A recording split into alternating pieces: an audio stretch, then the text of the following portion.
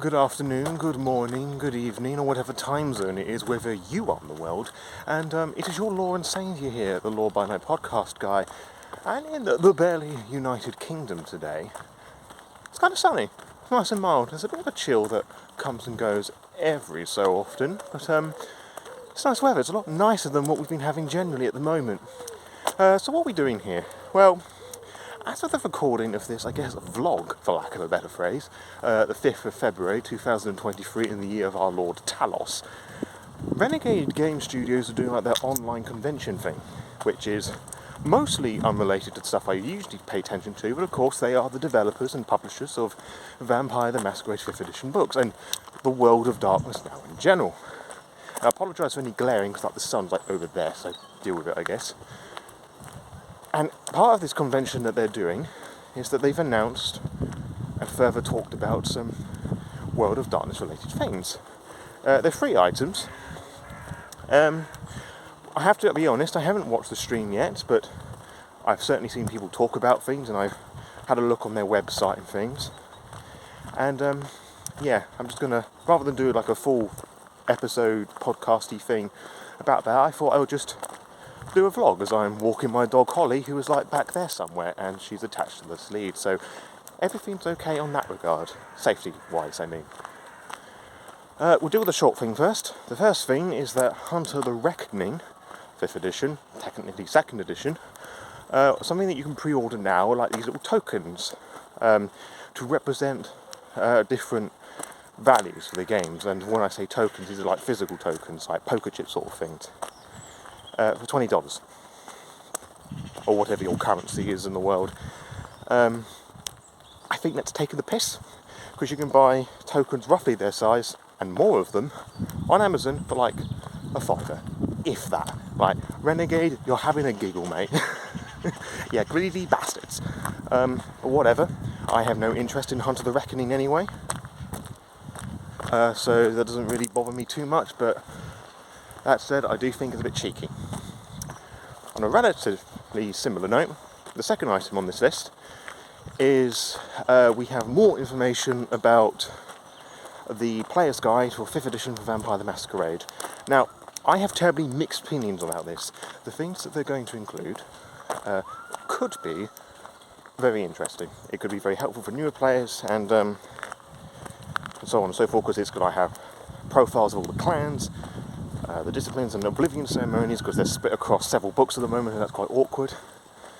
But to be honest, it's not something that I'm interested in, because I have no problem with that, personally. As much of an inconvenience it is for me, if I want this lore sheet or that power, although the lore sheets aren't going to be in this, it's just the disciplines. But you know what I mean. Because it's very obvious that the Chicago by Night ones are the somber ones, and Cult of the Blood Gods and their other books are Cult of the Blood Gods, but people tend to mix and match these sorts of things anyway, so whatever. It's not the end of the world, I just don't think it's necessary for me and my stuff. But I can see it being useful for others.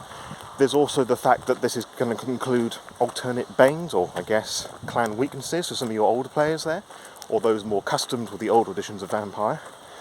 I don't like this, for varying reasons, mainly because it all ties down to like lore and meta plot, but we know that World of Darkness HQ, currently in Stockholm under the thumb of Paradox Interactive, don't like lore, they don't like meta plot, but that's bad. It's gatekeeping, world building and whatnot. It's like it keeps people out rather than entice people in, apparently.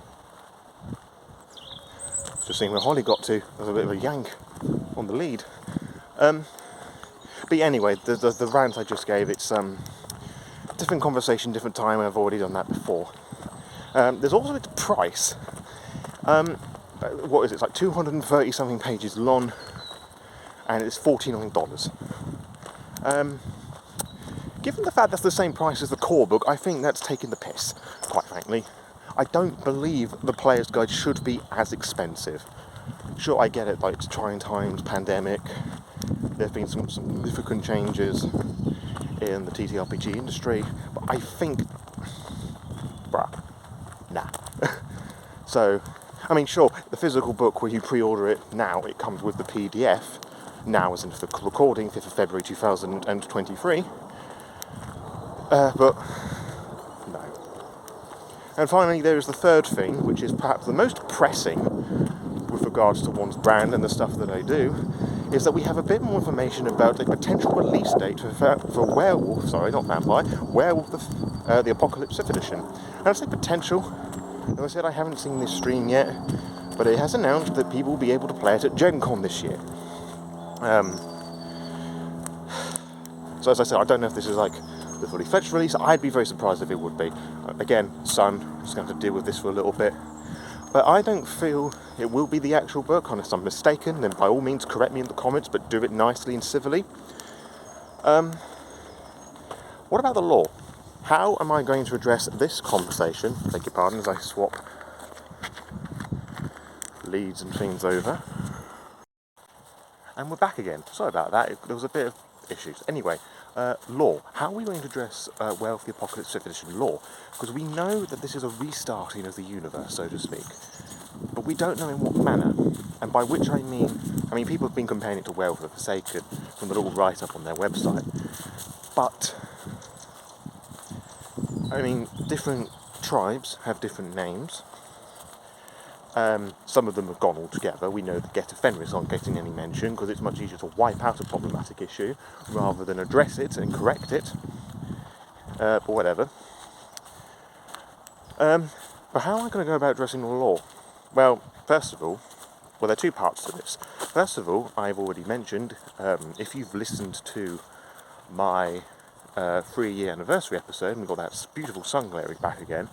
If you listen to that episode, you know that what I'm covering after Wraith of the Oblivion is Demon of the Fallen, and this came about through a poll that I did on Twitter, and people seem to be really, really keen about Demon of the Fallen, which is a surprise.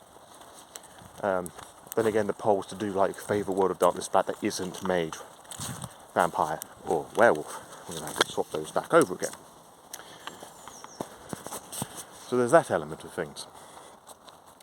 There's also the fact that I need to get the book, and I need to read it so I can properly understand the material itself and then compare and contrast it to 20th and things and other source books and things, and how that all changes in difference. Because if it's at a development, like how Vampire 5th Edition started, great, fantastic. But if it's like a total restart on things, that's going to be a bit more interesting. Negatively speaking, I'll need to have a good sit down and think about how to go about doing these things.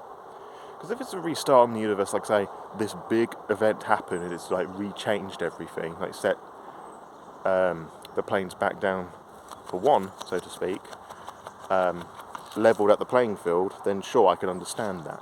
We can talk about most things in the past tense. However, if it's literally just a proper restart, that is going to be very spicy indeed. So it all really depends on how the book presents all the information and any further announcements or streams or whatever that World of Darkness and Renegade do. Because if it was going to be like a proper restart like that, as implied on their website, we'd all know about it by now. So yeah, that's just kind of all my little knee-jerk reaction thoughts at the moment, with a couple of interruptions in between. So as a recap, Hunter the Reckoning has some overpriced tokens. The player's guide could or could not be really awful, and I believe it is terribly overpriced. And well, the Apocalypse 5th Edition has my backup, as it does many other people's. But my reasoning for the backup is somewhat more different to a lot of other people's. Also very similar. So yeah, I hope this has been somewhat entertaining. If you like these sort of vlog things, let me know in the comments below, and I'll happily do more as I walk my dogs. Of course, as out in the public, with people running about galore, there's going to be many interruptions like this one. So you would have to keep that in mind. It's gone really bright all of a sudden. Wowzers, there we go. It's focused really weirdly. So yeah, if you don't mind all these interruptions and you like these sort of vlog style things as I do, let me know down in the comments below. And if there's anything that I've missed, or if there's just anything that you'd want to see in these three things and beyond, let's start a conversation down below, and civilly, of course. Let's not be rude about this. This is, after all, a camera domain. But of course, There's also the Lore by Night podcast. You can go and check things out for lore and any other controversial, dank lore. But to be kept updated, follow the Lore by Night VTM Twitter and Instagram pages to find out when every episode goes live. You can also find out by subscribing to the YouTube channel and clicking on the little bell, and you'll be immediately notified when every episode will go live. Until next time, farewell.